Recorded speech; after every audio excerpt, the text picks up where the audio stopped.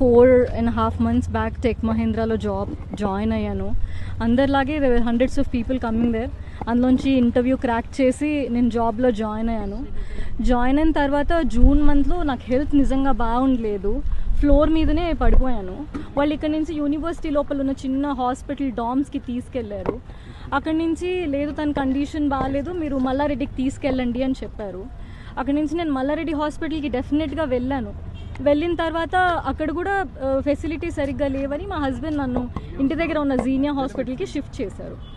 So అక్కడ వాళ్ళు చెప్పారు మీకు స్పాండిలైసిస్ అయి ఉండొచ్చు, బికాజ్ మీరు చాలా ఇయర్స్ నుంచి కార్పొరేట్స్లో వర్క్ చేస్తున్నారు కాబట్టి మీరు స్పాండిలైసిస్ ట్రీట్మెంట్ తీసుకోండి అని చెప్పారు. సో నేను స్పాండిలైసిస్ ట్రీట్మెంట్ తీసుకోవడానికి 15 days ఫిజియోథెరపీ ఉండింది. ఆల్రెడీ నేను ఆ డాక్యుమెంట్స్ వాళ్ళకి సబ్మిట్ చేశాను. ఆ పాయింట్ ఆఫ్ టైంలో డాక్యుమెంట్స్ సబ్మిట్ చేసిన తర్వాత ఆ 14 days ఆఫ్ టైంలో థ్రెటనింగ్ ఈమెయిల్స్, మిమ్మల్ని మేము జాబ్లోంచి తీసేస్తున్నాం, మీరు రిపోర్ట్ చేయట్లేదు, discontinuation of your work, we're very sorry to let you know that your no more an employee, అలా మెయిల్స్ పెట్టడం స్టార్ట్ చేశారు.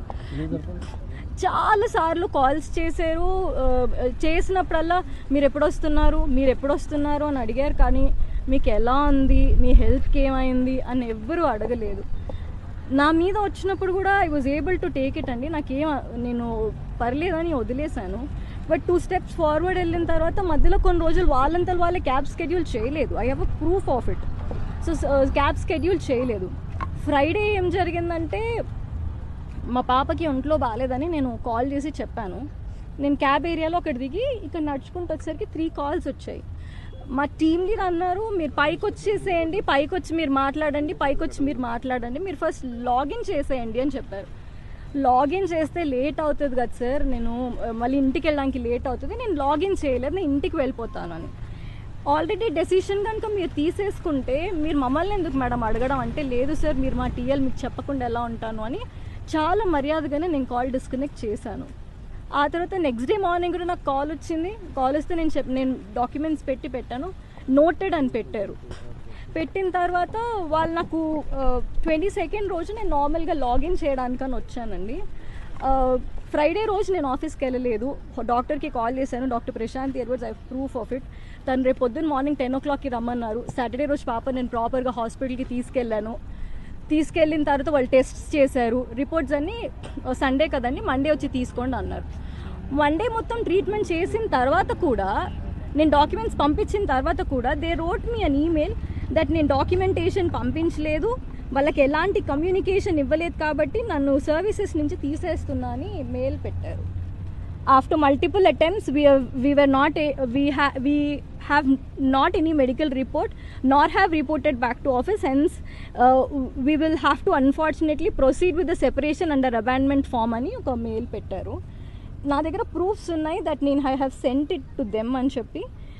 ఒకటి నాకు మెయిల్ 21st రోజు మెయిల్ వచ్చింది, థ్రెటనింగ్ మెయిలే అది కూడా. It is not never requesting. Phone చేసినప్పుడు కూడా మీ పాపకి ఎలా ఉంది, మీరు ఎప్పటి వరకు వస్తారు కూర్చోండి. 21st రోజు వాళ్ళు ఇచ్చారు, వాళ్ళకి నేను రిప్లై చేశాను. నేను ఎక్కడ వాళ్ళకి కమ్యూనికేట్ చేయకుండా పారిపోయానో నాకైతే తెలియలేదు.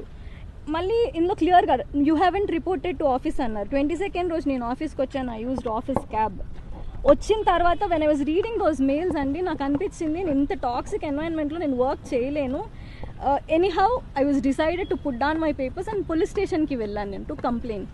పోలీసులు ఏమంటారంటే మీరు లేబర్ లాకి వెళ్ళిపోండి, లేబర్ లా దగ్గర నుంచి సపోర్ట్ తీసుకోండి అని చెప్పారు. వాళ్ళు ఎఫ్ఐఆర్ చేయలేదు, పిటిషన్ తీసుకుని రిసిప్ట్ ఇచ్చారు. నిన్న డే మొత్తం పోలీస్ స్టేషన్లోనే ఉన్నాను.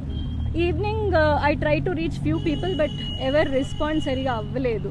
ఒకటి అయితే నిజం, this is a very toxic environment especially for women to work. వీళ్ళ లంచ్ సిస్టమ్స్ కూడా చాలా వెరైటీ ఉంటాయి సార్. 3:30కి లంచ్ స్టార్ట్ చేసుకుంటే 13 members ఉంటారు.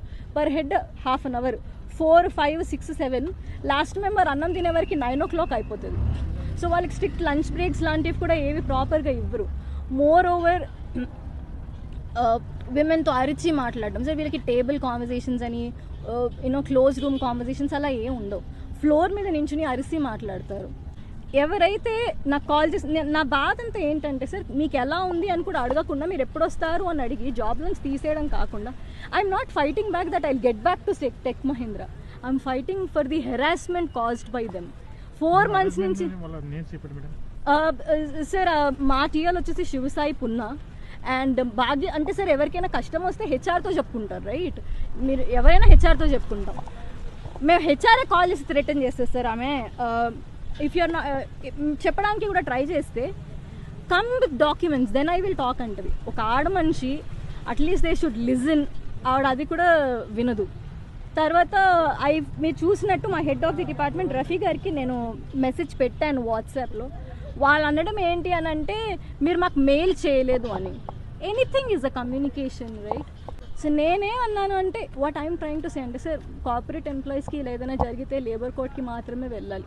అక్కడ 2 years 3 years కేసెస్ అంతా అలా పెండింగే ఉంటాయి కానీ అది ఎప్పటికీ రిజాల్వ్ అవ్వవు. ఓకే, మోర్ ఓవర్ సడన్గా జాబ్లోంచి తీసేస్తే వాట్ అబౌట్ మై ఫ్యామిలీ? ఇప్పుడు నాకేం కావాలి sir, I want you to run a campaign that నేనే కాదు చాలా మంది ఉంటారు ఇలా లీవ్స్, మెడికల్ లీవ్స్ రెస్పెక్ట్ చేయకుండా, యూనో బ్రేక్స్ ఎక్స్పెక్ట్ చేయకుండా ఎవరైనా ఎలా అయితే పని చేయలేరు సార్. నేనేం ఎక్స్పెక్ట్ చేసినాను తెలుసు సార్, ఎవరైతే నన్ను జాబ్ నుంచి తీసేసారో, ఎవరైతే ఈ ఈమెయిల్లో ఇంక్లూడెడ్ ఉన్నారో వాళ్ళందరినీ టర్మినేట్ చేసేంత వరకు నేను వదలను సార్.